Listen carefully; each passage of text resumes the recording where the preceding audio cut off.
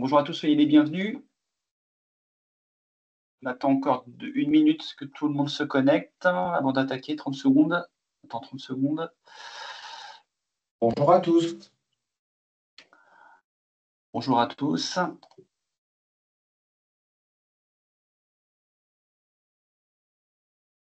Par défaut, vous devez avoir vos micros fermés. Par rapport aux échanges lors du déroulement du coup de ce webinaire, n'hésitez pas à poser l'ensemble de vos questions sur la partie conversation. On y répondra au fil de l'eau, puis on fera des pauses pendant la présentation pour interagir avec vous, du coup, si vous avez des questions également. Je te laisse la main tout de suite, du coup, Jean-Marc. C'est toi qui attaques sur cette présentation. Alors, on attend encore 1 ou 2 minutes. Ouais. Il y a pas plus de participants inscrits que ceux qui sont déjà connectés. Oui.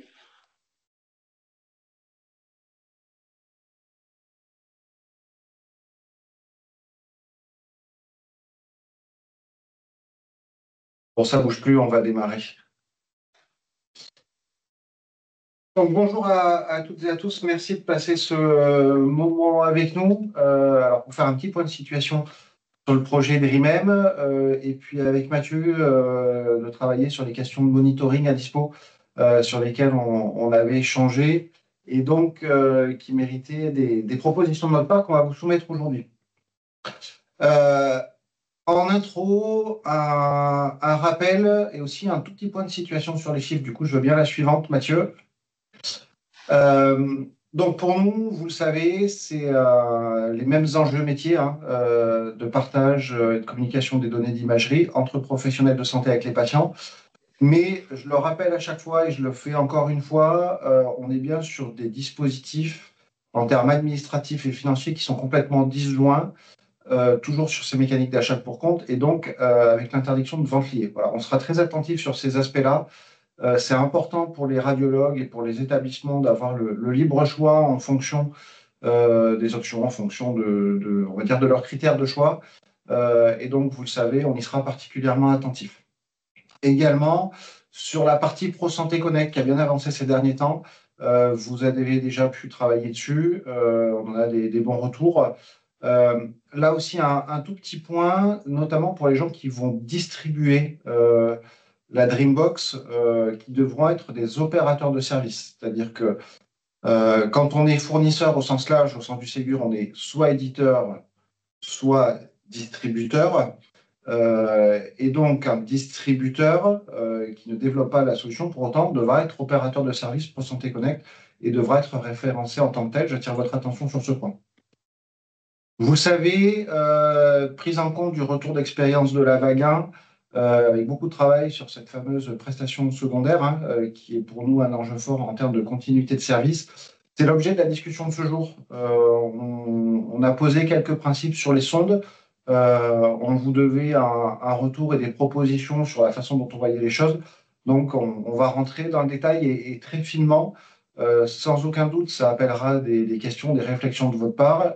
Et Mathieu sera, comme d'habitude et comme il se doit, très précis sur ce sujet. Et puis, un petit focus usage là, qui nous concerne plus avec Nathalie. C'est les questions d'alimentation. Je suis déjà revenu vers certains d'entre vous pour retravailler. Je vous avais dit qu'une fois que la publication serait faite, on se remettrait sur ce sujet. Je vais passer juste après sur les questions de calendrier. En tout cas, pour l'équipe, les documents n'ont maintenant plus bougé depuis plusieurs semaines. On est revenu sur ces questions d'alimentation. En janvier, c'est flat. Voilà, vous me passerez l'anglicisme. C'est décevant, ça ne bouge plus.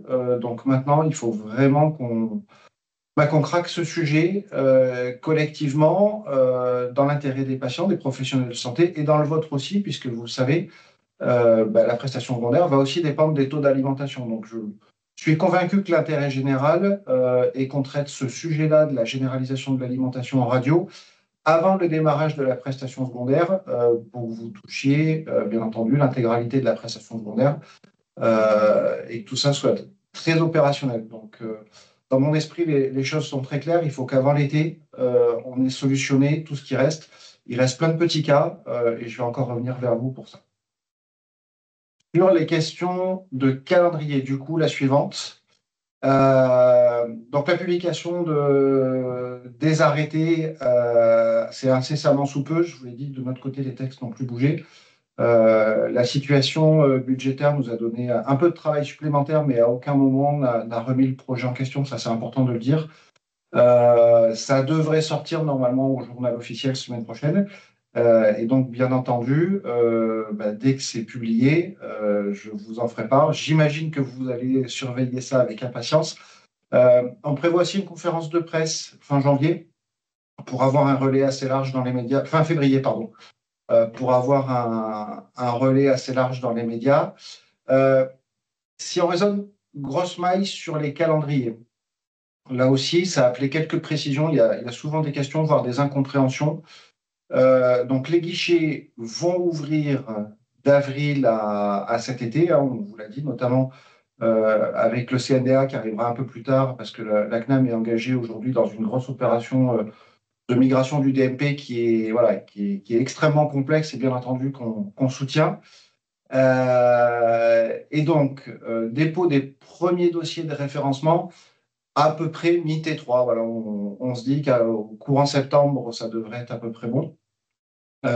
Du coup, si on retranche 4 mois à ces premiers dossiers, signature des premiers bons de commande mi-T2. Alors, on est bien d'accord que si je fais mi-T2 et mi-T3, ça fait 3 mois, que c'est 4 mois, mais on est là encore sur des choses un petit peu approximatives. En tout cas, c'est les grandes lignes.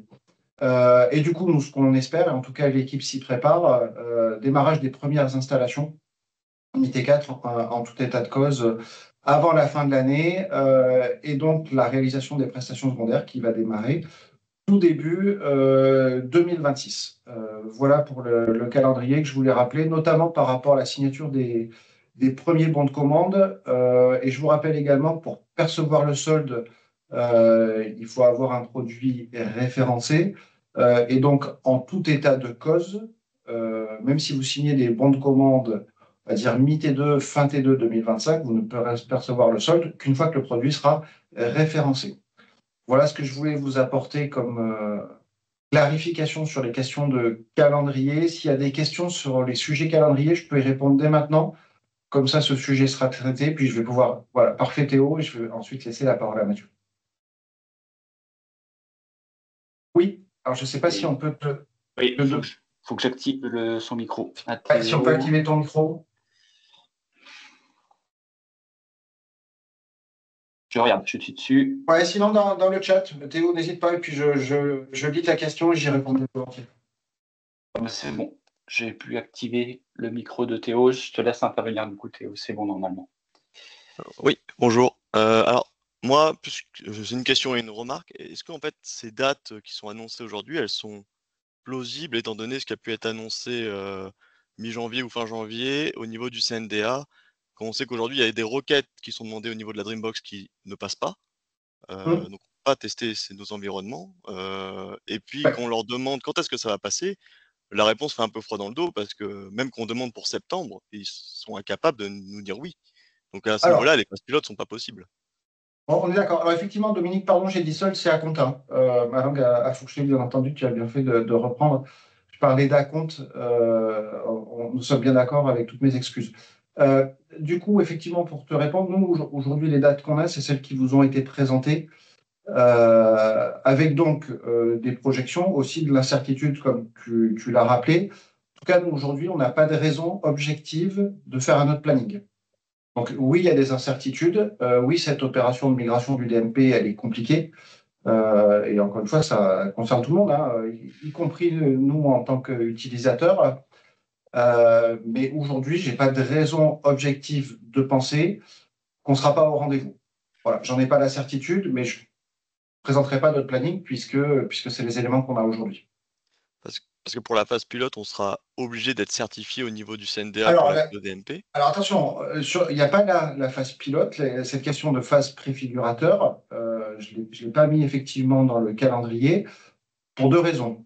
Première raison, c'est que là, je vous présente des éléments réglementaires et cette phase de préfiguration, on n'est pas du tout sur quelque chose de réglementaire. On est sur quelque chose qui va nous permettre, avec l'équipe, de valider sur le terrain les premiers usages. Mais il n'y a aucun lien avec le référent, enfin avec comment dire, les questions de dépôt de solde, etc.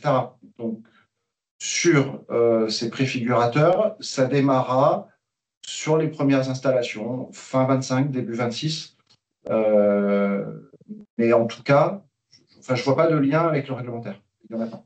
Parce qu'à une époque, les sites pilotes, on était censé attaquer la phase pilote parallèlement au moment du dossier de référencement, en fait, au dépôt de preuve. On était censé faire les choses en parallèle.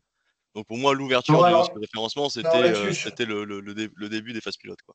ouais. Sur les préfigurateurs, encore une fois, j'ai dit qu'on travaillerait dessus avec l'équipe après la publication. Et donc là-dessus, il n'y a aujourd'hui rien d'arrêté. D'accord. Du coup, Philippe, je ne suis pas certain, hein, il serait autorisé de comment? Non, c'est pas ce que j'ai mis.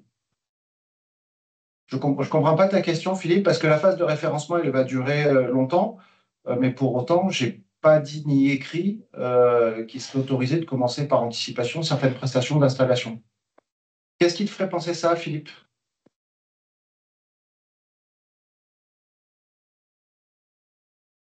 Pas vu que le micro était J'active le activé. micro. Non, justement, c'est pour ça que je voulais bien vérifier. Je n'étais pas sûr d'avoir bien compris dans la présentation. Donc, effectivement, pour moi, il peut y avoir un recueil de bons de commande avant d'être référencé. Par contre, j'étais pas certain. C'est pour ça que je posais la question. J'étais pas certain. À un moment donné, j'ai presque cru qu'il était aussi possible, et ça me semblait pas autorisé, de commencer des prestations d'installation avant. Donc ça, tu confirmes que Non, c'est pas le cas. non, vraiment pas du tout. Et alors, dans le planning qui est présenté là, mi-T3 2025, le mot dépôt des premiers dossiers de référencement, ça veut dire que c'est la date où il y a les premiers dépôts de preuves complets que vous Oui, anticipez, vu la oui. disponibilité, ce qui n'est pas la date de référencement. C'est-à-dire à quelle date? C'est-à-dire mi-T4 Très clair. 2025, Alors, ouais. c'est que donc vous anticipez une date d'obtention du référencement après que tous les contrôles CNDA et Ouais, celui de l'ANS. Donc forcément, après mi-T3, puis c'est les premiers dépôts. oui. Donc les premières dates de référencement, en fait, vous les anticipez mi-T4, hein, on est d'accord. C'est exactement ça. C'est exactement ça, puisque Ouais. vous Non, mais pourrez c'était démarrer. pour être sûr de bien. Ouais, non, mais c'est exactement Parfait, ça. merci. Effectivement, vous allez déposer les dossiers complets. Et puis au bout de, alors on verra, hein, 2 mois, 3 mois, c'est pour ça que j'ai mis des trimestres, ce sera peut-être un peu plus, un peu moins, mais là c'est difficile de le dire avec certitude. Mais une fois que vous êtes référencé, vous pourrez démarrer les installations. Ok, parfait. C'est exactement ça. Et pour répondre à Stéphane, ces dates dépendent toujours de la disponibilité des proxys e-santé. Ben oui, bien sûr, bien entendu. C'est lié puisque pour pouvoir délivrer, il faudra les proxys.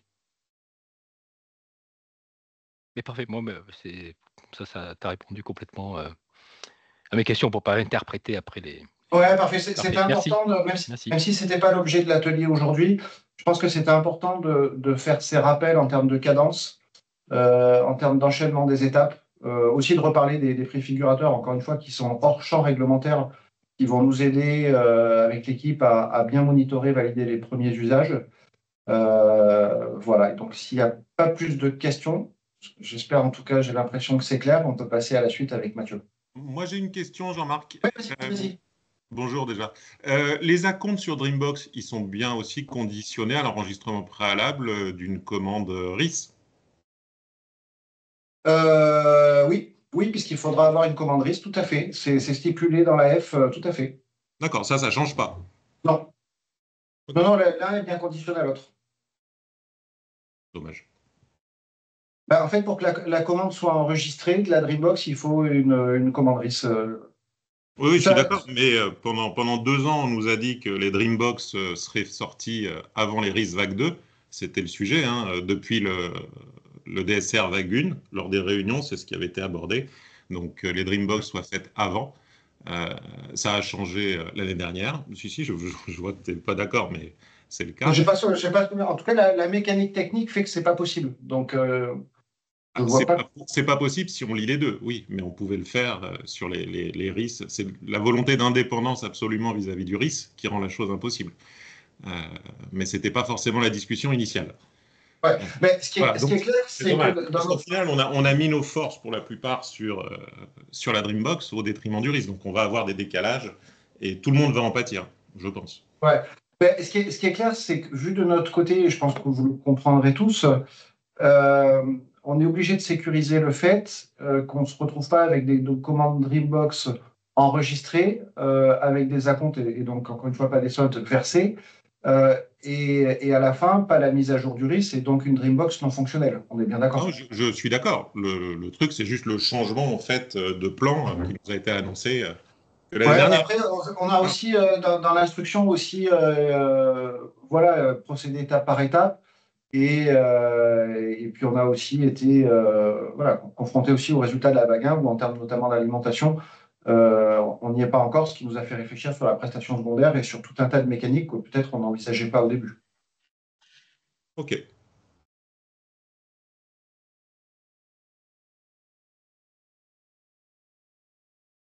Dominique, j'ai bien fait de faire ce petit point.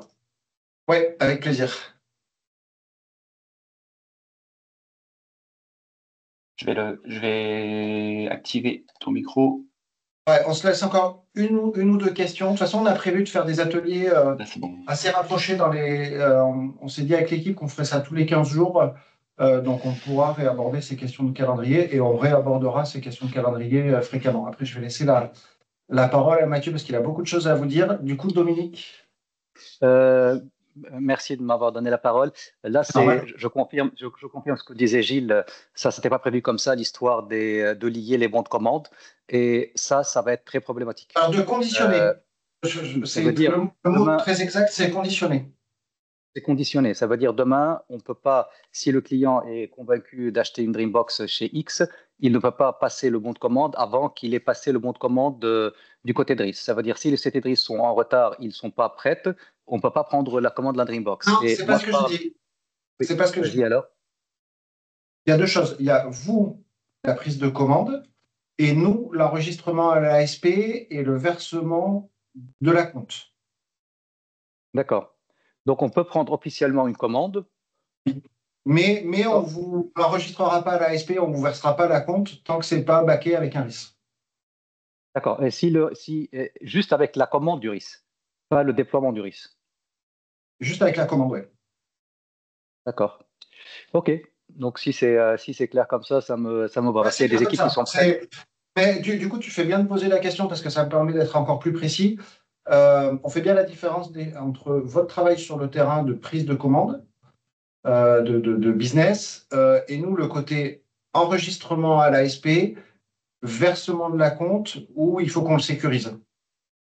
D'accord, parce qu'il y avait aussi un changement majeur quand même par rapport à des discussions que nous avons eues il y a quand même plus d'un an maintenant, c'est de ne pas être menotté un peu par ce qui se passerait avec le RIS. Et à une époque, il y a eu des discussions très claires, et c'était à l'époque avec Olivier Klatz également, de se dire qu'on devrait trouver un moyen de complètement rendre non lié, on va dire, le processus Dreambox et RIS et pouvoir aller jusqu'au bout de la Dreambox et même payer les Dreambox. Et puis, avec un certain engagement des fournisseurs de Dreambox en disant, nous, le travail est fait, dès que le RIS est prêt, on sera prêt.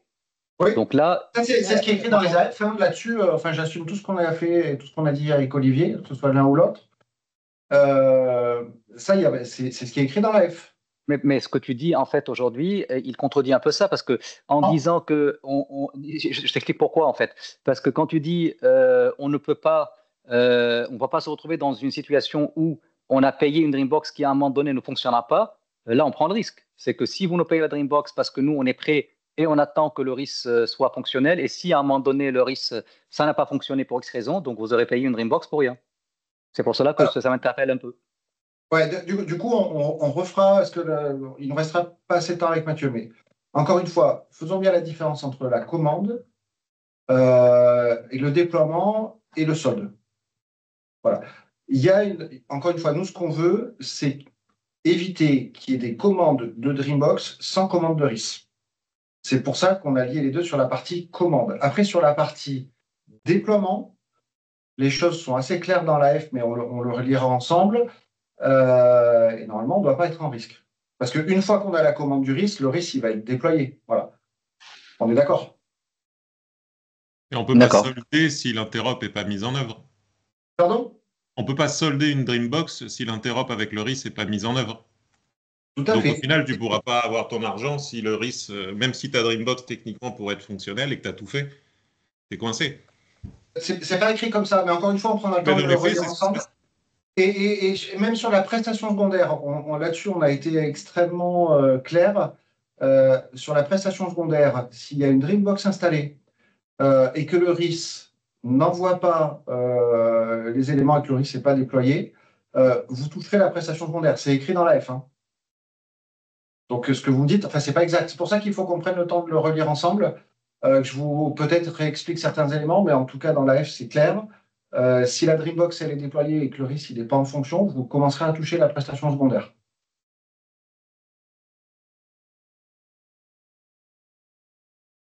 Je t'avoue que c'est un peu confus, un peu tout ça. C'est des fois lié, des fois pas lié. D'où la conclusion. Ça mérite, je vous ai dit qu'on ferait des ateliers tous les 15 jours. Cet aspect-là mérite un nouvel atelier. C'est très clair, donc on va le faire. On est là pour vous aider et pour vous accompagner sur l'ensemble. À voir si on le fait dans 15 jours, dans 3 semaines, dans un mois, peu importe. Armand va vous présenter toute la mécanique qu'on a mis en place au niveau support éditeur.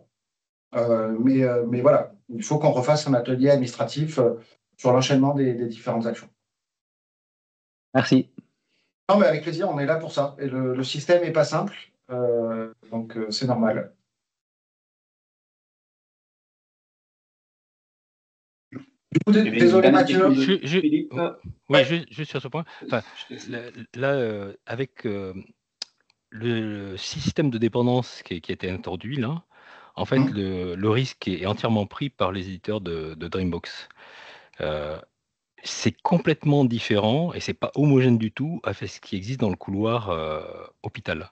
Dans le couloir hôpital aussi, il y a des liens entre les applications, DPI, PFI, et le modèle prévoit que si effectivement un établissement commande une mise à jour d'une PFI, l'éditeur de PFI peut faire sa mise à jour, donc il a réalisé le travail. Et à partir du moment où la recette du client montre que la PFI fonctionne, c'est quand même assez proche du concept pour la Dreambox, du coup, il peut faire constater qu'en recette, il a bien fait le travail, qu'il a livré ce qui était prévu, et il a un PV de VA qui permet d'obtenir le solde. Par contre, ça prévoit l'engagement. Quand l'éditeur de DPI sera mis à jour, l'éditeur doit finaliser l'installation de la connexion. Par contre, si à la fin le DPI n'est pas installé et pas mis à jour, du coup, il est quand même rémunéré pour le travail qu'il a accompli. Là, donc, il y avait d'autres solutions, et il y a d'autres solutions qui ont été mises en place sur d'autres couloirs. Ouais. Parce qu'avec ce dispositif-là, ça veut dire qu'avant de commencer, il faut vérifier. En fait, on ne peut pas commencer les déploiements tant qu'on n'a pas l'assurance absolue que le client a commandé une mise à jour de son RSV2. Et même, il faut avoir après une espèce d'engagement contractuel avec le client, de façon ou avec son éditeur, de façon à ce que si à la fin il n'a pas installé, on est quelqu'un vers qui se retourner, quoi, okay, puisqu'on subit un préjudice. On se replanifie un atelier là-dessus dans 15 jours, ou dans 3 semaines, parce que dans 15 jours, on voulait plutôt travailler avec Mathieu sur la partie indispo monitoring stat. Mais voilà, en tout cas, on revient vers vous rapidement avec les précisions. Il y a quand même quelque chose de fondamentalement différent entre DPI, PFI et RIS Dreambox. C'est que dans les établissements, aujourd'hui, tu as déjà un DPI, tu as déjà une PFI. Et que là, avec la Dreambox, on arrive avec un dispositif qui est complètement nouveau. C'est exactement pareil. À partir du moment où ton DPI n'a pas les standards normalisés de la PFI, il ne pourra pas se connecter avec. Oui, enfin, c'est pas exactement pareil. Il y a aussi une autre différence très importante, c'est qu'à l'hôpital, il n'y a pas la prestation secondaire. Et donc, on n'est pas du tout dans les mêmes mécaniques financières derrière. Donc, il y a quand même... sur la prestation principale, c'est identique.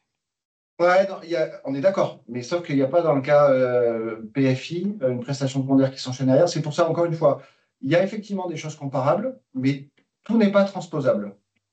Et c'est ce qu'il faut en retenir. On revient vers vous avec un atelier uniquement sur ces questions-là où on vous préparera des slides, des schémas et les choses seront plus claires. C'est pas un Ça vous avis va? partagé que c'est pas transposable. Hein, pardon? Je dirais que le fait que ce soit pas transposable, ce n'est pas un avis forcément partagé par tous. D'accord. Et ben, du coup, raison de plus pour faire un atelier pour en discuter. Voilà. Mais si en tout cas, si on veut vraiment en discuter posément et aller au fond des choses, ça réclame d'avoir quelques slides, ça réclame d'avoir quelques schémas pour être vraiment efficace et précis. Ouais, sauf que si l'appel à financement il est publié la semaine prochaine, ça sera trop tard. Ah, mais là, de toute façon, là j'ai été très clair en intro, de toute façon, ça ne bougera plus. C'est-à-dire que c'est dans les tuyaux, tout est validé, c'est à la signature, enfin, ça ne bougera plus de toute façon. De notre côté DNS, c'est comme si c'était publié, c'est pas ressorti encore à l'autre bout du côté journal officiel, mais là-dessus, je l'ai dit en préambule, enfin, nous, on est déjà passé à la suite.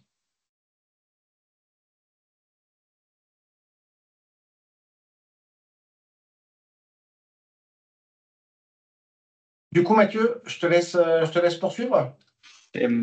Donc, pour la suite de la présentation, c'est Armand Collin qui va intervenir pour vous faire rapidement une présentation sur l'espace authentifié. Je te laisse prendre le relais de ton côté, Armand. Je déroule les slides. Je te laisse te présenter. C'est bon, vous m'entendez? Le micro marche? Ok. Parfait. Bon, bonjour à tous. Je travaille à l'Agence du numérique en santé au sein de ce que l'on appelle le domaine accompagnement industriel. Et ma mission, c'est de vous apporter le support et l'accompagnement tout au cours du parcours.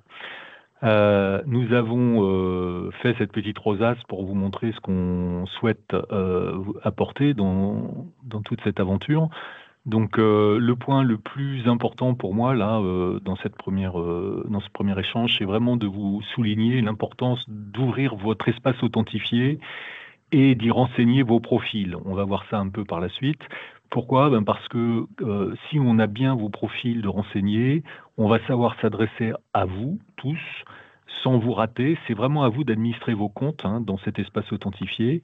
Et du coup, ça facilitera les échanges et ça nous rendra aussi la capacité, ça nous donnera aussi la capacité vraiment de gérer ces échanges de façon assez formelle dans nos équipes, puisque pour apporter le support, c'est une activité assez transversale avec les experts, évidemment Mathieu, Nathalie, mais aussi les autres experts de l'ANS, voilà, et au niveau réglementaire avec Jean-Marc, bien entendu. L'autre aspect là, de cette rosace que je souligne, c'est la FAQ. Pourquoi? Parce que je vois que vous avez un certain nombre de questions qui intéressent tout le monde. Si vous nous postez, et on verra dans les slides suivants, une question à travers l'espace authentifié, et qu'on voit que vraiment c'est un sujet d'importance pour tous, on pourra publier une FAQ. Et ce qui pourra apporter un éclairage sur certains points, que ça soit d'un DSR ou d'un référentiel d'exigence vous concernant. Donc ça sera, c'est un outil assez important. On pourra vous promouvoir aussi les FAQ de manière à ce que vous n'ayez pas besoin d'aller les chercher en fonction de l'actualité. Par exemple, si on est sur l'ouverture du guichet de l'ASP pour l'enregistrement de vos premières commandes et versement des avances, on pourra vous promouvoir en push là des questions-réponses liées à cette activité-là. Voilà, donc bien entendu les webinaires, donc là moi je suis au service de l'équipe Jean-Marc et puis l'ensemble des autres équipes pour organiser les webinaires. On pourra par la suite y revenir. Voilà, et puis on fait le support à partir des demandes. On peut passer au slide suivant. Donc là, c'est vraiment le point le plus important. Vous avez un QR code en haut à droite de ce slide. Utilisez-le, ça vous donne accès à un mode d'emploi dynamique pour voir comment utiliser votre espace authentifié. Donc vraiment, ouvrez-le. À la stat de ce matin, on n'avait que 5 éditeurs qui avaient vraiment renseigné leur espace correctement, complètement, plus exactement. Donc vraiment, allez-y tous. ouvrez les comptes, administrez vos comptes, renseignez votre profil en indiquant si vous êtes imagerie DPI, imagerie RIS Dream. Ça nous permettra de vous faire des notifications personnalisées, hein, vraiment, selon votre profil. Ça nous permettra de vous promouvoir les FAQ qui vous concernent en fonction de l'actualité. Ça vous donnera accès au calendrier de l'ensemble des événements concernant le RIS et le Dream. Et les Dreams, voilà, tous les événements, vous enregistrez sur les webinaires, avoir accès facilement donc au replay et au support. Et puis l'historique de vos demandes. Donc là, on peut passer au slide suivant. Voilà, donc lorsque vous avez un espace authentifié, vous voyez le petit carré rouge, là, Ségur, le point 1, là, et vous voyez mes demandes Ségur. Donc là, si vous ouvrez une demande Ségur, vous avez un petit formulaire, vous postez votre demande à travers donc ce formulaire, ça arrive sur notre équipe, c'est logué dans notre ITSM, et nous, on a des engagements de service pour vous répondre très rapidement. Que ce soit sur des questions réglementaires ou des questions d'exigence. Donc n'hésitez pas à utiliser ce canal, c'est le meilleur pour qu'on puisse tracer, nous en interne, l'ensemble des demandes et proposer des FAQ qui seraient validés évidemment avec Jean-Marc, si c'est un aspect réglementaire notamment, hein, puisque là j'ai entendu un certain nombre de questions sur ces sujets-là. Donc ça, c'est vraiment le canal à utiliser pour qu'une demande de votre part soit obligatoirement prise en compte par nos équipes, tracée et dans un délai plutôt rapide, hein. Aujourd'hui, on répond en moins de 5 jours. Hein. Voilà. Donc c'est vraiment un sujet important pour vous et pour nous. Donc vous voyez, il y a à faire une nouvelle demande là avec la petite flèche en rouge. Voilà. On peut passer à la slide suivante. Ouais, et du coup, entre deux slides, j'en profite pour intervenir, enfoncer le clou. Sur ce qu'on vient de se dire là, c'est clair qu'on va faire un atelier supplémentaire sur la partie administrative. N'hésitez pas à poser ces questions via le portail et via ce qui vient d'être présenté par Armand. Ça nous aidera aussi à bien centraliser l'information. Donc, autant prendre les bonnes habitudes le plus vite possible et en centralisant toutes vos demandes au travers de ce portail qui est là vraiment pour vous accompagner au mieux, quoi. Je te laisse la suite. Merci. Oui, tout à fait. Et en plus de ça, s'il y a des demandes qui portent sur la même exigence ou le même aspect réglementaire, évidemment, immédiatement pour nous, c'est un signal qu'il faut faire une FAQ, potentiellement un webinaire de Ask Me Anything, comme on dit en interne là. Donc n'hésitez pas à utiliser ce canal, hein. Ça nous permet de formaliser et de prioriser nos actions d'accompagnement.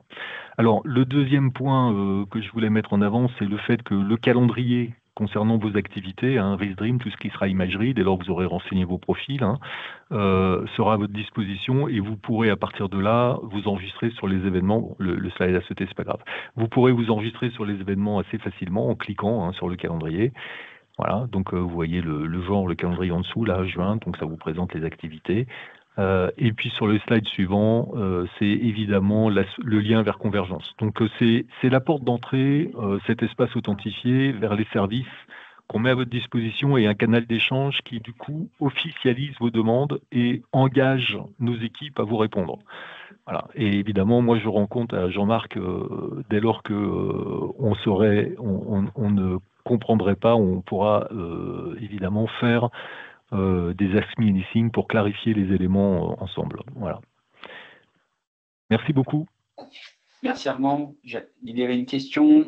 Est-ce que ce portail est accessible finalement à toute entreprise du service numérique en santé, à condition d'un enregistrement effectivement sur l'espace authentifié? C'est une question de Ludovic Fayard.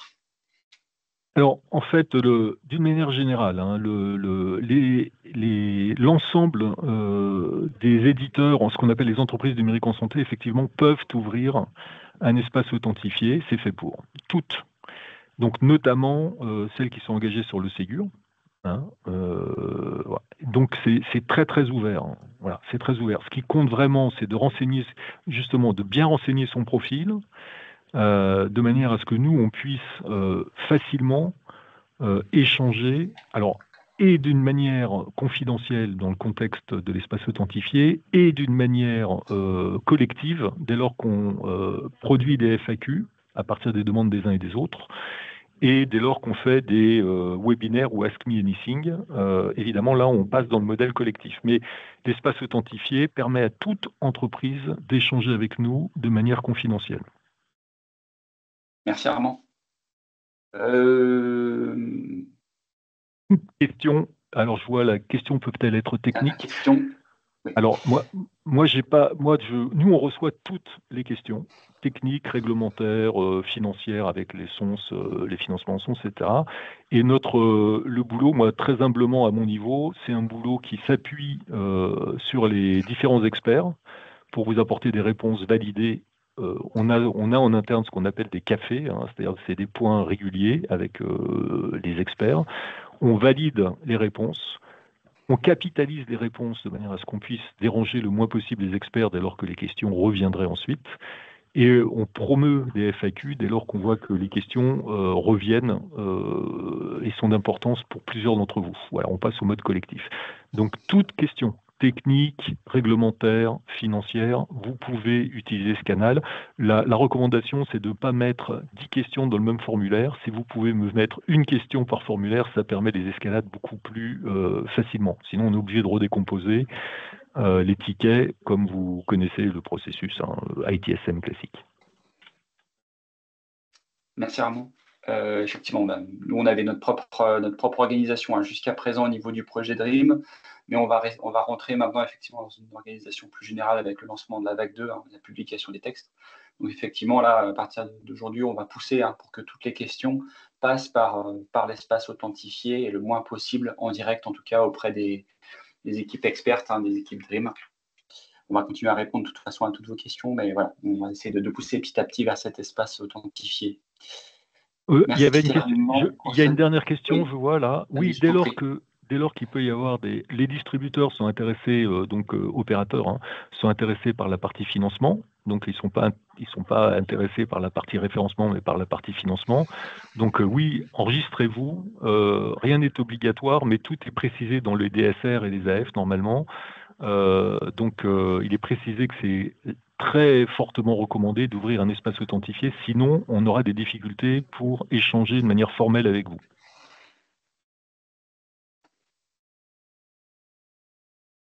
Merci Armand pour cette précision.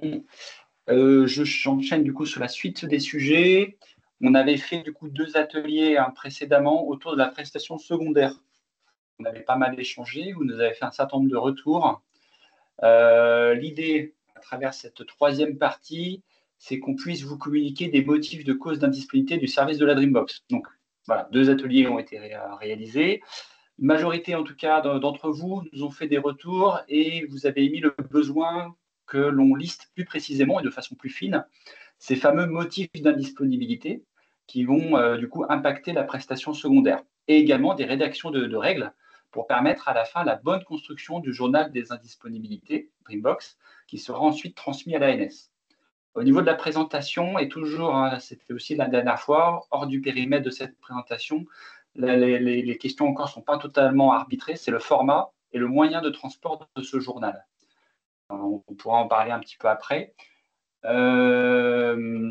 Pour ce que prévoit, donc ça c'est des rappels, ce que prévoit le SONS VAC 2, c'est des obligations de monitoring continu, des transmissions de valeur, donc des obligations de transmission de valeur issues de ce monitoring continu à l'intérieur d'un journal qui sera transmis au niveau de l'ANS semestriellement, des prestations de support client et rétablissement évidemment de services et la mise en œuvre de l'utilisation de la météo des services Dreambox. Là, je vais me concentrer sur les prochains slides, principalement sur ce qu'on va appeler du coup la nomenclature des indisponibilités. C'est un nouveau concept du coup qu'on introduit là sur cette 3e réunion. Alors, toujours en rappel, la prestation secondaire, l'objectif c'est de monitorer et de garantir la durée de performance de la Dreambox, avec ici plusieurs KPI.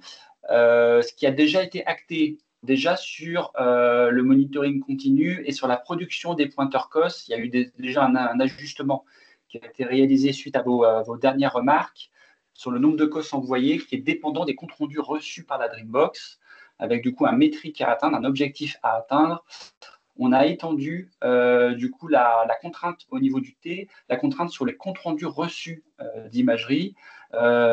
Pour les comptabiliser, il faudra que la Dreambox s'assure qu'il possède l'ensemble des attributs spécifiques aux images, permettant de faire le lien avec l'examen et de générer derrière le bon COS pour le transmettre à mon espace santé. Ça, c'était une des remarques qui avait été faite, effectivement, où on n'était pas assez précis. Donc, on rentre effectivement ici de façon plus précise. Ce compte-rendu, il faut qu'il soit reçu.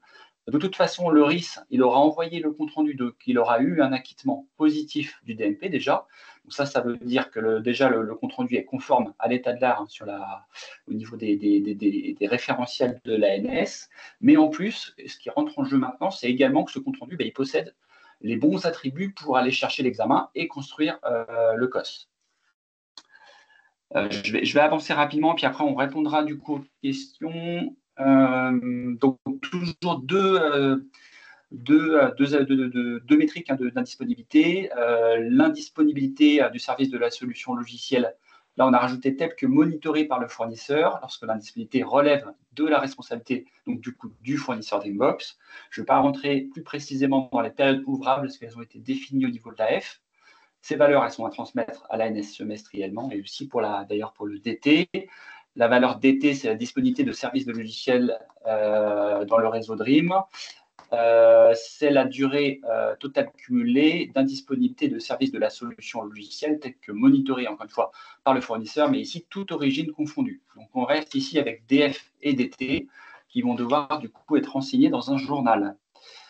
Alors, comment on a fait les choses suite aux dernières réunions, donc on est toujours sur transmission semestrielle de l'ANS des deux valeurs, DT et DF. On a une qualification de la cause de chaque événement d'indisponibilité de service selon la nomenclature que je vais vous présenter du coup après, qui est publiée sur le site de l'ANS. Là, on a tordu du coup un petit peu l'AF suite à nos dernières réunions. Ce qu'on a décidé de faire, c'est de ne pas mentionner du coup ces indisponibilités directement dans l'AF, mais plutôt de faire un lien vers une nomenclature externe avec un lien du coup qui sera précisé au niveau de l'AF, et cette nomenclature externe sera publiée sur le site de l'ANS, ce qui va nous permettre derrière de la faire vivre, cette nomenclature d'indispo, et de potentiellement la corriger ou la mettre à jour. Donc on aura du coup plus de liberté, en tout cas dans les interactions qu'on pourra faire avec cette nomenclature. Donc, effectivement, c'est ce qui avait été demandé, c'est cette fameuse nomenclature du coup aujourd'hui qui va ressortir. Je vais vous la présenter. Elle va être divisée en 4 onglets. Un premier onglet sur cette nomenclature avec notamment un disclaimer. En gros, on réintroduit cette nomenclature, on explique que ce n'est pas un référentiel et qu'elle sera amenée du coup à vivre, qu'il faudra à un moment donné s'assurer régulièrement de sa mise à jour. Des règles de production du fichier, les ressources effectivement qui ont été utilisées dans cette nomenclature, parce qu'on a listé du coup l'ensemble des indispos, mais pour lister ces indispos, on s'est appuyé sur des référentiels et des standards. On a listé ici les principes directeurs à la récolte des indispos. Et ce qu'on a fait aussi dans cette nouvelle nomenclature, c'est qu'on a structuré de façon logique des sondes. C'est-à-dire que là, on est sur des architectures finalement qui vont être très hétérogènes au niveau des Dreambox, dans le cadre des déploiements. Nous, ce qu'on a fait, c'est des structures logiques pour qu'on ait à la fin un journal qui soit normé et qui soit le même finalement pour tout le monde. Je vais y revenir un petit peu après. Donc la nomenclature, elle possédera un versionning qui pourra évoluer. Ça, ce sera donc elle est divisée en 4 onglets. Ça, c'était une introduction sur le premier onglet.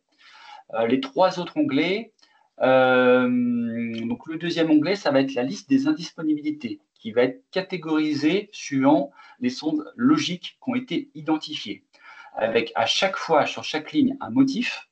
Et ensuite, on a mis oui ou non, suivant l'identification DF et DT derrière. En tout, ce qu'on a identifié, c'est qu'on a à peu près 7 sondes, on a d'ailleurs 7 sondes logiques qui ont été identifiées. On a fait une dénomination de chaque sonde et une identification des lignes. Donc, une ligne correspond à un motif d'indispo. Libre après à l'éditeur de choisir du coup ces motifs d'indispo pour les mettre à la fin dans le journal qui sera transmis. Les codes de la catégorie autres sont identifiés. Alors là, on a listé de façon le plus exhaustivement possible ces motifs d'indispo. On peut en avoir oublié ou manqué il peut y avoir des indispos qui ne sont pas aujourd'hui documentés. Aujourd'hui, on a pris un arbitrage avec la DNS, qui est de dire s'il y a une indispo qui n'est pas listée parmi toute la liste des indispos, vous allez voir, il y en a beaucoup, elle sera considérée comme une DF, c'est-à-dire dans le périmètre du fournisseur Dreambox. Le troisième onglet qu'on va retrouver, ça va être la partie brute. Donc, c'est-à-dire que ça sera toutes les indispos de façon brute. C'est un onglet qui sera utilisé avec un fichier qui devra être construit, mais à usage interne pour l'éditeur, mais qui pourra être demandé en cas de contrôle. Nous, ce qu'on souhaite au niveau de l'ANS, ce n'est pas avoir le détail très précis de toutes les indisponibilités. C'est uniquement pour chaque ligne, savoir si telle sonde est dispo ou pas. On veut savoir cette partie-là, mais on n'a pas besoin de savoir le motif en détail. Par contre, effectivement, il y aura besoin, pour usage interne, de maintenir un journal au cas où il y a des audits ou des instructions à mener. Le quatrième onglet, c'est le journal de monitoring, avec un format logique du journal qui est à construire. Encore une fois, on est sur des travaux encore qui doivent être menés sur le format et le transport de ce journal. Ça, c'est pas complètement arbitré. On aura l'occasion d'en reparler. On reviendra vers vous par rapport à ça. Donc, format et transport restent à définir. Ce que je vous propose à partir de cette slide, je vais revenir après. Je vais partager mon écran. Je vais vous montrer très rapidement à quoi ressemble la nomenclature. Et ce qu'on a prévu, c'est de vous partager aujourd'hui cette nomenclature et que vous puissiez aussi réfléchir de votre côté et que vous nous fassiez votre tour. On planifie du coup aujourd'hui un nouvel atelier pour qu'on puisse récolter les retours que vous auriez sur cette nomenclature. Je vous la partage très rapidement parce que du coup, je n'aurai pas beaucoup de temps. Le template nomenclature, ça va être celui-ci. Normalement, vous allez avoir mon écran. Donc, à quoi ça va ressembler? Je vous expliquais donc 4 onglets, une page de garde qui va expliquer du coup avec un avertissement les premières règles, les ressources qui ont été identifiées pour la construction de cette nomenclature avec un lien vers les différents référentiels, quelques principes directeurs que vous voyez à droite. Alors, je ne sais pas si vous voyez bien. Je ne sais pas si tu peux. Est-ce que de ton côté, Jean-Marc, est-ce que tu vois bien le partage? Oui. Ouais, c'est bon pour toi. Ouais. Donc voilà, sur la partie droite, quelques principes directeurs avec des règles du coup, qui sont maintenant inscrites. Donc là, ce qui veut dire, c'est que cette nomenclature, du coup, elle va apporter aussi un certain nombre de règles dans la construction derrière du journal qui devra être transmis à l'ANS. Donc voilà, on essaie de cranter petit à petit sur ces règles, avec des règles sur les différents métriques, des règles sur la Dreambox native et des règles aussi de multiplicité des systèmes raccordés à la Dreambox, puisqu'on a vu qu'on pouvait relier plusieurs packs à une seule Dreambox. Donc comment aborder ces différentes règles et comment les comprendre? Voilà, ces règles sont mentionnées ici. On a fait la structuration logique également des sondes. Donc voilà à quoi ça ressemble. On a à peu près 7 sondes qui sont aujourd'hui architecturées comme ceci et ça va faire le lien ensuite avec les autres onglets. J'avance encore petit à petit. Sur le deuxième onglet, donc encore une fois, le fichier va vous être partagé. Vous allez retrouver ici la liste des motifs d'indispo. Donc là, vous le voyez, il y a un travail très conséquent qui a été réalisé. Le but, c'était d'avoir la liste la plus exhaustive possible de toutes les erreurs que vous pouvez rencontrer sur une Dreambox. Alors, ce n'est pas 100% exhaustif, mais je pense qu'on se rapproche du 100%. Il y a un certain nombre d'erreurs qui ont été mentionnées d'indispo que vous pourrez ne pas du tout avoir, mais on a fait le choix quand même de les mentionner. Peut-être qu'il y aura des explications à mener, en tout cas, autour de ces erreurs, parce qu'aujourd'hui, c'est juste une liste d'erreurs qui ont été prises sur les différents référentiels. Mais ça permet déjà d'avoir à peu près la liste de toutes les indispos qu'on pourrait avoir, qui sont découpées, encore une fois, par catégorie, avec des indispos côté DMP, des indispos côté le serveur d'autorisation du coup, DMP. On a déjà aussi des indispos là déjà qui ont déjà été écrites, des indispos ProSanté Connect, des indispos France Connect et des indispos sonde réseau. Vous le voyez aussi, on a 2 types d'indispos. J'en ai pas parlé avant. On a 2 grandes catégories d'indispos. On a des indispos qu'on va appeler des indispos événements. c'est des indispos qui sont liés à de l'événement, à de l'activité Dreambox. Il n'y a pas d'activité sur la Dreambox. Effectivement, ces indispos ne remontent pas, ne peuvent pas remonter. Donc voilà, c'est très lié à l'activité. Ensuite, on a des indispos aussi continus, qui sont principalement des pings ou des tests sur des endpoints réseau, et qui, elles, doivent être réalisées de façon continue et qui sont reliées, qui ne sont pas reliées du coup à l'activité de la Dreambox. Donc pareil, on a fait un arbitrage aussi là-dessus. Événements, des sondes aussi internes à mettre. On a essayé d'être le plus précis possible, en tout cas sur les motifs que vous pouvez retrouver. Donc l'idée, c'est de bien de vous partager cette nomenclature et aussi d'avoir vos retours pour voir si éventuellement, c'est possible qu'on ait oublié certaines indispos. Vous envoyez peut-être d'autres aussi de votre côté sur lesquels on pourra du coup en discuter et potentiellement également les mettre. À droite, chose importante, on a mis également oui-non. Ça, c'est l'arbitrage qui a été mené avec la DNS, suivant notre point de vue. Donc, quand c'est DF, c'est oui, c'est sous responsabilité du fournisseur Dreambox. Et non, c'est hors responsabilité. Et derrière, ça va impacter du coup le journal qui devra être construit. J'avance encore. Troisième onglet un petit peu moins intéressant, c'est finalement les données brutes qu'on va avoir. Ça va se présenter comme ça. Donc, encore une fois, c'est un template avec une convention, 0 OK, 1 NOC, avec une date et un eurodatage. Ce qui est important aussi dans le journal et l'arbitrage qui a été pris, c'est d'avoir une ligne par minute. Donc, le journal d'indisponibilité, finalement, il va être mesuré par minute à l'intérieur de l'ouverture du planning de support de la Dreambox. Donc, toutes les minutes, il va y avoir une indisponibilité qui devra être remontée ou pas. Sur le journal brut, donc l'idée, c'est d'identifier très précisément le motif d'indisponibilité. Donc, encore une fois, le data source fund, c'est un journal qui doit être stocké en interne, qui n'est pas à communiquer à la NS, sauf demande explicite. On va retrouver du coup là le niveau détaillé, minute par minute. On a mis également des indispos exceptionnels. On pense que ça peut être intéressant, au moins à usage interne, aujourd'hui, de tracer ces indispos exceptionnels. On avait parlé notamment de la maintenance. Donc, vous allez voir, si vous regardez la liste des motifs indispos, vous regarderez, il y a deux lignes sur la maintenance. En gros, la maintenance qui dure moins d'une heure au total sur un semestre et une maintenance qui dure plus d'une heure, qui a une dépendance avec le maintien en condition opérationnelle, qui ne permettent plus d'avoir un maintien en condition opérationnelle de la Dreambox. Donc, on pense que c'est intéressant de mettre ce motif dans le fichier, au moins au niveau interne, de tracer, et puis également l'incident cyber qui peut également arriver avec la prise de contact faite auprès du CERT Santé, qui va aussi impacter le maintien en condition opérationnelle de la Dreambox. Vous verrez, on a fait un arbitrage aussi dans la liste des motifs d'indispo sur ces sujets. Et le dernier onglet, le journal de monitoring qu'on voit et qu'on souhaite du coup qu'il soit transmis, ce sera ce journal qui sera transmis à l'ANS. Alors encore une fois, c'est un format logique qui vous est présenté, ce n'est pas le format définitif, avec une organisation donc ligne par ligne, encore une fois l'arbitrage donc minute par minute, avec du DF et du DT. Donc l'idée c'est de rassembler finalement tous les événements qu'on a vus dans la liste des motifs, qu'on les rassemble dans une même catégorie, puisque c'est tout relié à une sonde logique, et que derrière, on mette un OK ou un NOC. L'arbitrage qui a été pris, c'est effectivement, il y a un événement indisponibilité, et bien que ça remonte directement un NOC au niveau de la minute.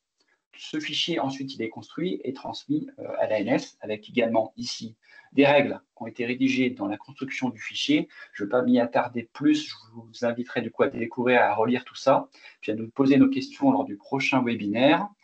Et puis des exemples également que j'avais mis, des formules qui pourraient permettre du coup de construire ce journal. Ça, c'est vraiment à titre d'exemple.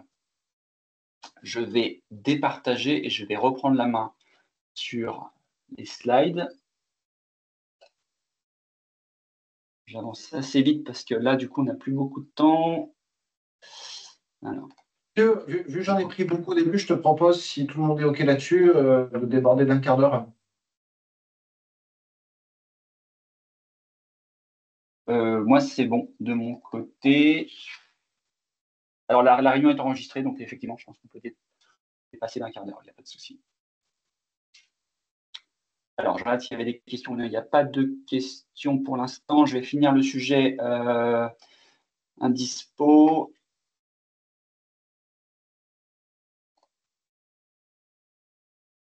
disponibilité, ça j'en ai parlé. Donc, prochaine étape par rapport à ce journal. Ce qu'on vous propose, c'est que je vous communique du coup cette nomenclature, avec encore une fois la liste des indispos, et le journal, le format logique du journal. Et puis, on prévoit du coup un retour de votre part avec un délai au 21 février et un nouveau webinaire à venir sous 15 jours pour discuter du coup des retours que vous auriez sur ce fichier. Donc, encore une fois, le fichier, du coup, il est relié maintenant à l'AF, mais il n'est plus intégré à l'AF, ce qui nous permet, du coup, d'avoir la main encore sur de potentielles modifications. Des réflexions à partager aussi, du coup, que je souhaitais vous partager avec vous aujourd'hui, à mûrir. Nous, c'est pas encore arrêté, en tout cas, ces sujets. C'est finalement le format du journal. Quel est le meilleur format CSV, JSON, XML. La question aujourd'hui est ouverte. Et puis la sécurisation aussi dans la transmission du fichier. Ce fichier sera envoyé sur un lien sécurisé. Est-ce qu'il faut qu'il soit signé avec un certificat? Est-ce qu'il faut prévoir un accusé de réception? Voilà, c'est des sujets sur lesquels, dans tous les cas, on doit travailler, nous, de notre côté, encore avec des différents sous-chantiers, puis bien sûr avec nos partenaires, et puis aussi avec vous, du coup, si jamais vous avez des idées, si vous souhaitez en tout cas faire entendre votre voix par rapport à ces sujets, n'hésitez pas en tout cas à revenir vers nous et à nous pousser vos idées par rapport à ces prochaines réflexions. Sur le prochain sujet, c'était un sujet statistique, donc on peut prendre maintenant quelques minutes pour répondre aux questions. Il y avait une question de Didier. Ce référencement extrêmement détaillé des erreurs DMP, PSC au niveau de la Dreambox n'est-il pas incompatible avec le principe de fonctionnement des proxys e-santé? Alors, je veux bien que tu interviennes, Didier, pour être sûr de ma bonne compréhension par rapport à ta question. Il faut que je fasse d'impair. Alors, attends, je vais te donner la main.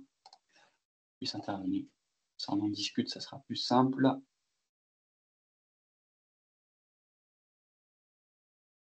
Est-ce que tu peux repréciser ta question du coup oralement, s'il te plaît? Bonjour, merci. On travaille actuellement à l'élaboration avec l'ANS de ces proxys santé et il est clair pour l'ANS que les proxys santé, par exemple, masquent toute la gestion des sessions authentifiées auprès du service ProSanté Connect. Et en termes de protocole d'échange entre les applications et les proxys santé, là, on n'est pas contraint de proposer un report du protocole natif du service numérique en santé que le proxy santé va exploiter auprès de l'application métier. Et l'ANS, d'ailleurs, indique qu'il est peut-être, dans certains cas, préférable de travailler sur la mise en œuvre de protocoles d'échange entre l'application métier et le proxy santé de très haut niveau, pour disposer de fonctionnalités de haut niveau qui permettent aux applications métiers de se décharger de la problématique de la mise en œuvre des protocoles des services numériques en santé qui sont quelquefois lourds. Au travers de ces échanges et notamment du principe de ces échanges entre applications métiers et proxy santé, et considérant ce principe là, mis en avant par l'ANS au niveau de l'application métier, de masquer entre guillemets les échanges et les informations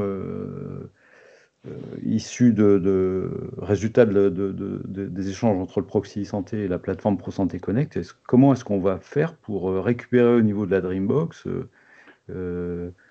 des codes erreurs spécifiques au service numérique en santé et ou du service ProSanté Connect? Alors, c'est un peu compliqué, quoi. L'ANS nous explique bien que le proxy santé ne doit même pas faire redescendre au niveau des applications métiers les jetons OpenID Connect générés par ProSanté Connect. Donc maintenant, il faudrait que le proxy santé puisse fournir à l'application métier le détail en termes de statut retourné par la plateforme ProSanté Connect des requêtes qui ont été mises par le proxy e-santé vers cette plateforme. C'est un peu bizarre. Plusieurs éléments de réponse par rapport à ce que tu dis. Alors déjà, les codes d'erreur qui ont été mentionnés, vous verrez dans la nomenclature, c'est des codes erreurs qui ont été récupérés de l'équipe ProSanté Connect. Donc, c'est déjà des codes erreurs qui sont identifiés. Alors après, pourquoi on a fait ça? Peut-être qu'il y a un lien aussi avec la partie financière également, puisque là, aujourd'hui, ce qui est financé dans le cadre du référencement Dreambox, ce n'est pas le proxy directement, mais c'est un bundle finalement, application Dreambox plus proxy. Donc, ce qui a été considéré, du coup aussi, c'est le cheminement qui a été fait pour rédiger cette nomenclature, c'est qu'aujourd'hui, on considère dans la prestation Ségur, et pour que la Dreambox soit complètement opérationnelle, qu'elle possède du coup un proxy qui soit peut-être détaché, donc que ça soit un proxy géré par un autre logiciel, pourquoi pas, avec des liens entre le proxy et le logiciel Dreambox. Mais on peut avoir aussi un proxy qui soit complètement intégré à la Dreambox. Et à la toute fin, effectivement, au niveau de ces sondes logiques, c'est pour ça que je n'ai pas précisé comment elles devaient être architecturées, comment elles devaient être implémentées. Mais effectivement, il y aura potentiellement besoin de mettre des sondes aussi au niveau proxy pour récolter effectivement ces fameuses indisponibilités dont on va avoir besoin. Enfin, voilà, le sujet encore reste ouvert, mais voilà, ça c'était notre point de vue en tout cas par rapport à ça et comment et la démarche qui a été faite du coup pour construire cette nomenclature, parce que ce qui a été demandé, c'est de toute façon d'inclure façon les interactions avec le proxy, parce que derrière, le maintien en condition opérationnelle de la Dreambox rentre en jeu, de toute façon, s'il y a une indisponibilité du proxy. Donc voilà, pour l'instant, on est resté comme ça, en tout cas, sur cette nomenclature.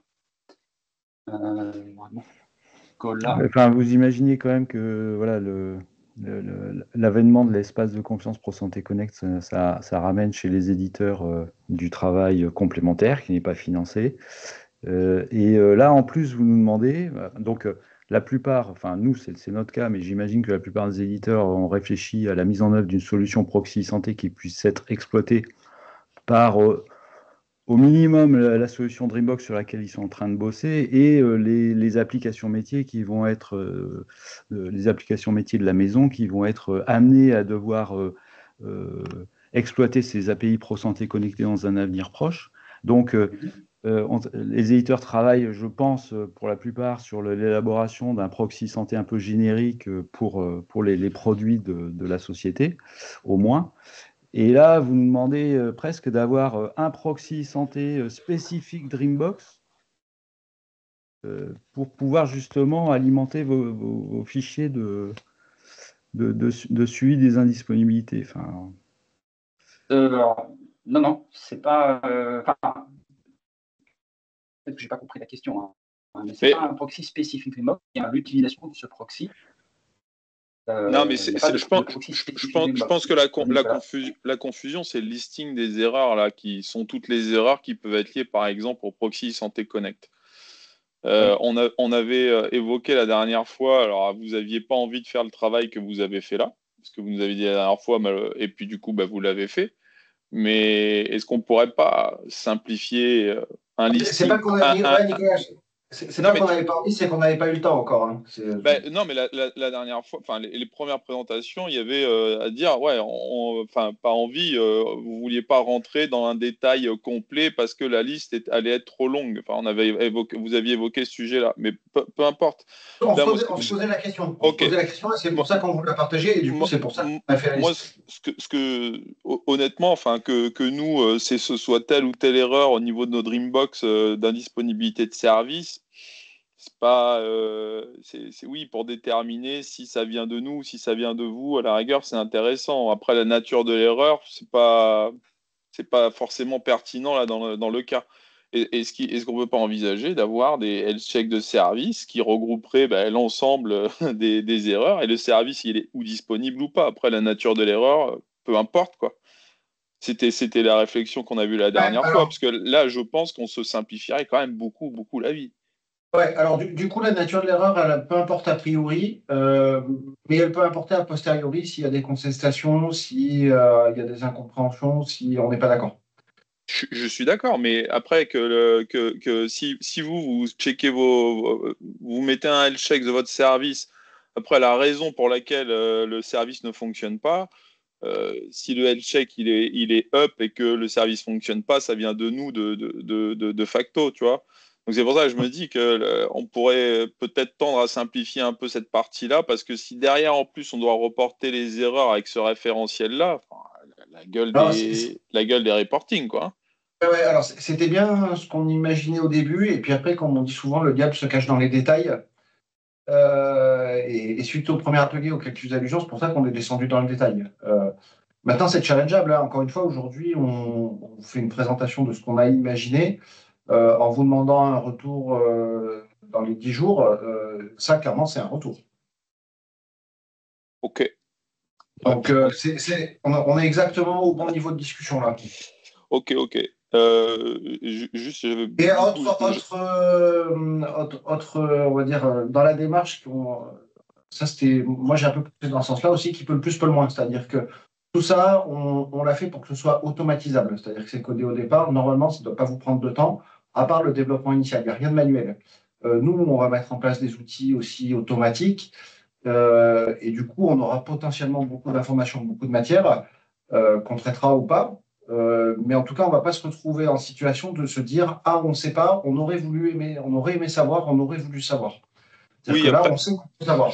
je comprends, mais tu vois, l'exemple du proxy, typiquement, ça va être potentiellement un facteur de difficulté et on va dire, de customisation dans certaines situations. Et ça va à l'encontre du principe, on va dire, d'automatisation. Parce que si tu as un éditeur qui fournit un proxy santé pour un autre, par exemple, situation qu'on pourrait voir émerger. Non, mais qui va se produire, hein. Mais ça va falloir que les deux ils bossent ensemble pour pouvoir créer un puits de log commun ou des choses comme ça. Tu vois ce que je veux dire? Donc, je vois complètement. C'est là où j'ai un doute sur le fait de rentrer autant dans le détail. Après, l'objectif, c'est pas non plus, c'est nous qu'on soit garant du fonctionnement de nos services et qu'on les gère comme on veut pour que ce soit fonctionnel et qu'on les monitore pour qu'on puisse évoluer, c'est une chose. De votre côté, c'est la même chose. Là, on mélange les deux. C'est-à-dire que moi, lister les erreurs des services de l'ANS, honnêtement, j'ai aucun intérêt, moi. C'est pour vous, après, derrière, pouvoir faire vos corrections. Mais logiquement, vous les avez aussi, ces données-là. C'est pour ça que je pense qu'il y aura un axe de réflexion là-dessus à avoir. Hein. Qu'on peut avoir, hein, c'est l'objet de la discussion. Voilà, nous, le fil directeur, c'est pas un problème de confiance. Je le dis en préalable, Mathieu l'a pas dit, on n'est pas là du tout en train de vouloir vérifier. C'est pas du tout la logique. On est là en train de vouloir recueillir un maximum d'informations pour nous simplifier le travail si à un moment, il y a besoin d'aller chercher des choses qui ne fonctionnent pas. Encore une fois, je reviens à mon histoire de Vaguin, RIS, alimentation du DMP, mais aujourd'hui, on est encore en train de chercher des causes de non-alimentation, avec parfois pas les informations qui nous permettraient de comprendre parce que pas assez fines. Et on a un peu un bandeau sur les yeux là-dessus, sur certains sujets. Donc, voilà, vous imaginez bien aussi que ça nous fait réfléchir et qu'on se dit, on ne va pas se retrouver une deuxième fois dans cette situation avec des dysfonctionnements qu'on n'est pas capable d'analyser finement et donc pas capable de rectifier. On est bien d'accord. Et le fait que vous ayez mis les financements secondaires, ça va nous impliquer beaucoup plus que ce qu'on a été sur la vague 1. On ne va pas se le cacher. C'était l'intérêt du système. Après, là, le but, c'est pas passer du coq à l'âne non plus, mais c'est mettre le curseur au bon endroit pour que nous, on fasse notre travail, mais que faciliter le travail de l'un ou de l'autre. Voilà, l'objectif, c'est surtout que chacun fasse bien son travail de son côté, quoi. C'est exactement ça. Mais je leur dis, en tout cas, ce n'est pas un sujet de confiance, c'est un sujet d'avoir de la matière. Si à un moment, j'ai aucun sujet sur la confiance là, dans ce que je dis là. C'est juste de dire que je pense qu'il faut surtout que les responsabilités soient bien partagées là et que nous loguer les erreurs d'indisponibilité des services de ProSanté Connect ou DMP ou autres, c'est pas à nous de les loguer, quoi. Je veux dire, nous, on veut juste savoir si le service est disponible ou pas. Ouais, je me souviens des questions qu'il y a eu. Je ne sais plus si c'était toi ou quelqu'un d'autre qui l'avait posé, peu importe, mais c'était en tout cas dans l'équipe éditeur qui nous a challengé sur vous nous demandez plein de sondes. Est-ce qu'on peut aussi aller vérifier si vos services y marchent? Ça nous a été demandé comme ça. Oui, mais un health check. Et donc, on a répondu aussi à cette question-là. Tu vois ce que je veux dire? Un health check, c'est autre chose que de lister la nature réelle de l'erreur. Nous, c'est OK KO, tu vois. Enfin, c'est suffisant pour nous, hein, derrière. Mais du coup, on s'est appliqué à nous la même règle, c'est-à-dire que on a bien entendu cette question-là qui était légitime, de nous dire, ben voilà, vous nous demandez de vérifier plein de trucs, mais on aimerait bien aussi savoir si vos services soft ils marchent. C'est pour ça qu'on a déroulé C'est ça. aussi dans cette. Mais bon, ok, ça on peut en reparler. Moi, j'ai juste les 2 petites questions que j'avais mis en plus. On avait dit la dernière fois, parce que vérifier que le compte-rendu reçu, on a bien tous les éléments pour alimenter notre KOS. Est-ce que vous avez pu avoir la liste des éléments qui sont sine qua non au DMP? Ouais, ça, on a fait ça, Mathieu a fait le boulot, ouais. Ok, super. Et la deuxième chose, tu as dit, c'est dans la F, vous avez bien corrigé les horaires du support 9-19, 9-13, comme vous aviez dit la dernière fois. Que tu as dit, c'est indiqué dans la F. Donc ça a été mis à jour. Ouais, ça c'est encore une fois, vous pouvez être certain que. Alors là, vous êtes obligé de me faire confiance, mais en tout cas, tout ce qu'on s'est dit dans les réunions, tout ce qu'on avait acté, moi je l'ai bien reporté dans la F, ça a été vérifié par Vincent, on l'a fait à 2, pour être certain qu'il n'y ait pas d'oubli, justement. Ok, bah écoute, 21 février, c'est là où on doit te faire les retours sur justement ce dont on vient de parler. Ouais. Je vais rebondir là sur un point là, par rapport à ce que tu as dit, Nicolas. Effectivement, il peut y avoir effectivement des erreurs DMP. Il y a 2 types d'erreurs en fait sur le DMP. Il y a une erreur effectivement de l'indisponibilité du service DMP. Donc effectivement, ça vous y êtes pour rien. Effectivement, ça c'est des choses qui sont surveillées. Après, ce qu'il faut savoir, le DMP ProSanté Connect, c'est des services qui sont sur de la haute disponibilité. Donc c'est quand même très très rare que ça tombe en carafe. Néanmoins, ça peut. Mais il y a aussi un certain nombre de messages d'erreur, c'est ce qu'on a voulu lister au niveau de la nomenclature, qui peuvent être des messages d'erreur liés à de la mauvaise implémentation, qui peuvent être là du ressort de l'éditeur. Par exemple, sur un mauvais access token qui est mal signé ou un access token qui est mal configuré et qui est passé, il sera rejeté. Donc là, néanmoins, on pense que ce type d'erreur, par contre, doit être mentionné dans le journal, puisque c'est un mauvais respect ou un non-respect du coup du référentiel ProSanté Connect. Il a été respecté peut-être au moment du référencement, mais en termes opérationnel, du coup, à un moment donné, il n'était pas respecté. C'est pour ça qu'il y a des messages d'erreur et c'est aussi ça qu'on voulait identifier. Voilà. Okay. Et je vous inviterai à bien regarder du coup la partie indispo, mais c'est aussi pour ça du coup qu'on a fait ce travail de lister très précisément en tout cas ces différents messages d'erreur assez fins, au-delà du coup du service ProSanté Connect DMP qui est disponible ou pas finalement. Okay. C'est assez fin. Alors, autre sujet, là je change de sujet et je vais en terminer là. Je vais essayer d'aller assez vite. On est en train de travailler avec la DNS, donc c'est un travail DNS-ANS sur le fichier des statistiques. Il y a des statistiques qui ont été exigées au niveau de la Dreambox. J'ai un doute par contre des exigences. Peut-être qu'il y a une petite coquille au niveau des exigences. Ce qui va être attendu, et ça c'est en train d'être construit. Et ça, alors, pourquoi on fait ça ? L'idée à travers ça, c'est suivre l'activité de la Dreambox dans un fichier qui est consolidé et qui sera normalisé et spécifié. C'est pour ça qu'on est en train de faire un template. C'est de produire, que les éditeurs puissent produire des PKI. C'est permettre également d'avoir un fichier qui puisse être extrait de type CSV de la Dreambox et qui puisse être communiqué aux autorités pour analyse et traitement ou éventuellement à d'autres parties prenantes. Donc, c'est offrir une fonction sur la Dreambox pour l'extraction déclenchée par le client Dreambox. Aussi également, puisque le client pourra du coup déclencher ce fichier. On a fait le lien, donc les résultats des statistiques, on fait le lien avec les tableaux 8 et 10 de la spécification Dreambox, dont les résultats seront ici un peu explosés du coup dans un futur template qui vous sera communiqué. Le template est encore en cours d'instruction de notre côté, donc dès qu'il sera finalisé, il vous sera communiqué. À noter qu'il y a ce travail qui est fait côté Dreambox, mais également côté RIS. Cependant, ce n'est pas le même périmètre. Parce que RIS, on va être plutôt sur de la quantification de comptes rendus qui sont créés, sur des taux de qualification INS. Sur la Dreambox, on est sur d'autres périmètres. On est plutôt sur des périmètres. On a de l'alimentation COS, de la consultation COS, on a du partage d'images, on a de la demande de requête, de la réponse aux requêtes et de l'appel contextuel. Donc, avec je pense, un travail qui est un peu plus conséquent, en tout cas, derrière ce fichier. Mais en tout cas, la finalité, c'est de proposer aux éditeurs et d'exiger ça, du coup, d'avoir un fichier normalisé, en tout cas sur ces PKI pour produire du coup des stats.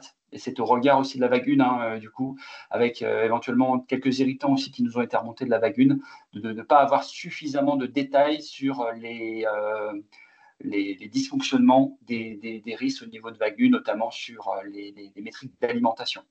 Donc là, du coup, on a pris un peu le devant et de produire de ce fichier template qui permettra du coup d'avoir un niveau très très fin au niveau de la granularité. Et on s'est posé du coup sur les exigences qui étaient déjà rédigées pour produire ce template. Voilà. Ce fichier devrait être finalisé, je pense, sur encore une à deux semaines de travail.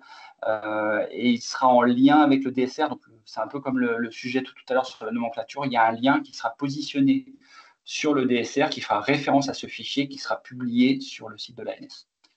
Donc, ce fichier n'est pas à transmettre par contre, mais il y a la fonctionnalité de produire ce fichier qui sera du coup à faire. Alors, je vois que ça ne pose pas de questions. J'avance et je termine sur cette slide pour vous faire un petit... voilà, pour vous communiquer quelques éléments. On a rédigé ce qu'on appelle une notice d'interopérabilité qui va être destinée aux utilisateurs pour l'homologation Ségur de la vague de Dream. Donc, cette notice exclusive sur le projet Dreambox va être à destination de vous, éditeurs, qui vont participer au référencement.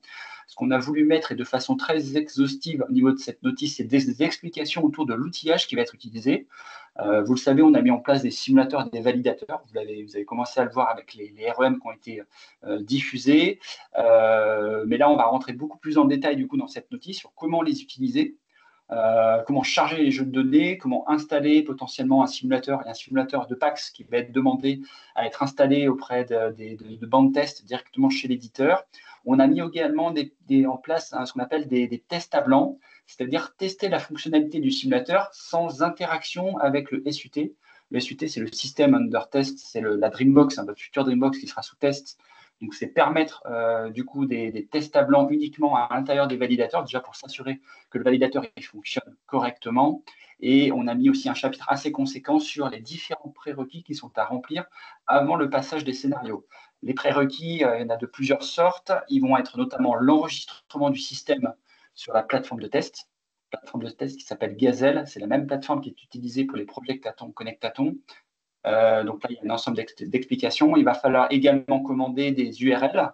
On va distribuer des URL mesimagemedicales.fr pour tester vraiment la partie espace de confiance et liste blanche. Donc, c'est s'intégrer dans un process d'intégration à l'espace de confiance,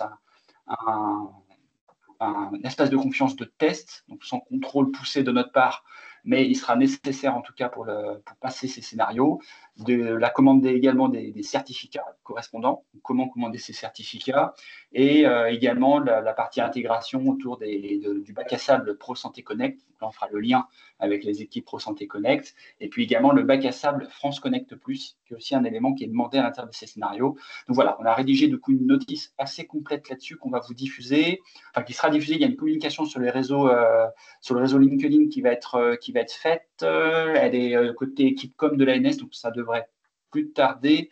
Je vous tiendrai informé dès qu'elle est publiée sur le site industriel. Et on travaille donc sur d'autres sujets aussi en parallèle, sur une autre notice qui vous sera communiquée, mais un peu plus tard. Je pense qu'on sera plutôt sur le mois de mars, qui seront les points de contrôle. On souhaite exposer directement de façon publique les points de contrôle sur lesquels on va valider l'épreuve. Ça, pareil, ça fait aussi l'objet d'une notice qui est en cours de rédaction qui vous sera communiquée.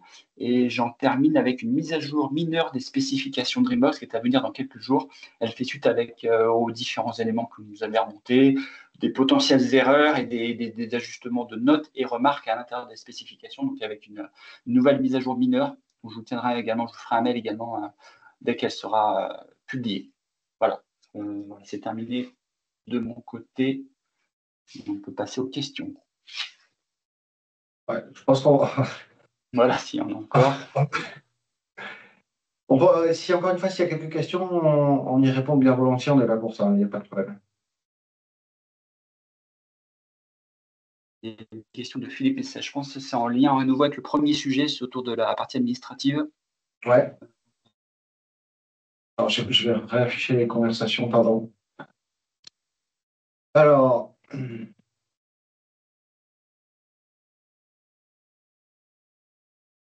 mais on en parle sur l'atelier administratif. Là, on va pas repartir dans la question. Bref. Donc voilà. Bon, on vous doit 2 ateliers. Effectivement, donc l'atelier administratif à planifier suivant les retours que vous nous aurez fait. Donc n'hésitez pas, bien sûr, à nous faire des retours le plus précis possible sur les questions également que vous posez. Et puis un atelier sur le retour de la partie nomenclature également qui sera planifié. Donc vous recevrez une communication dans ce sens. Et puis l'ensemble de vos retours aussi, vous pouvez bien nous les faire parvenir sur notre adresse Dreamem pour qu'on puisse derrière nous les analyser et ajuster cette potentielle nomenclature. Voilà.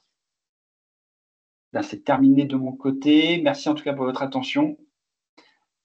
Ouais, et du coup, sur les dates du prochain atelier, on va faire attention aux vacances scolaires. Là, on va rentrer, enfin, on y est déjà d'ailleurs, pour certains, dans une période de vacances scolaires. Donc, on va faire en sorte voilà, pour être certain d'avoir tout le monde, de ne pas tomber dedans.